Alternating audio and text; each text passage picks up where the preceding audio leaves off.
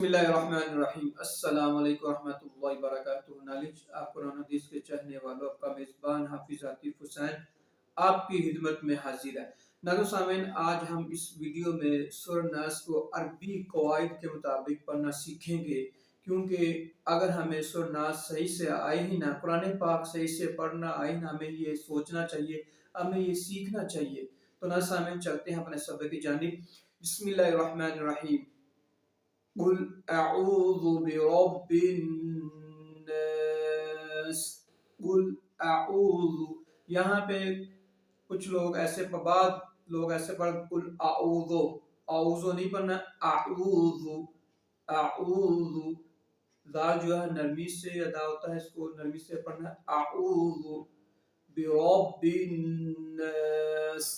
تو اگر آپ غور کریں، را کو پر زبر ہے، را کو پر زبر، تو را کو پر پڑھیں گے، یعنی کہ موٹا پڑھیں گے، برب الناس۔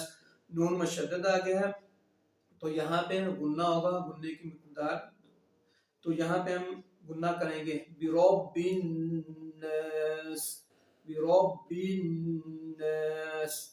آپ دوسری آیت، مالک الناس، مالے نہیں کہنا، مالے نہیں کہنا، مالک الناس، مالک الناس۔ نون مشدد ہے، نون مشدد جہاں بھی قرآن پاک کے اندر آئے گا وہاں پہ غنہ ہوگا۔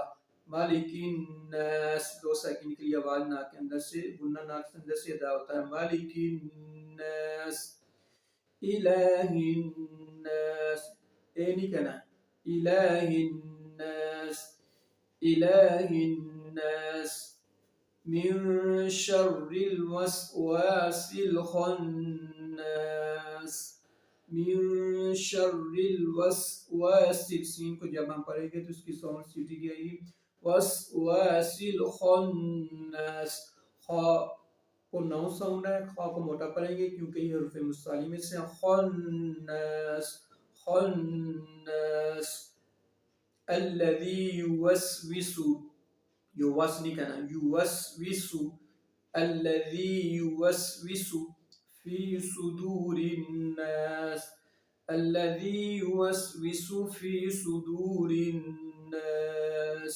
یہاں پہ بھی غنہ ہوگا، اور سوال کو جب ہم پڑھیں گے آواز سیٹی سی آئے گی پہلے، آگے من الجنۃ والناس، من الجن، نون مشدد ہے، یہاں پہ غنہ ہوگا، من الجنۃ والناس۔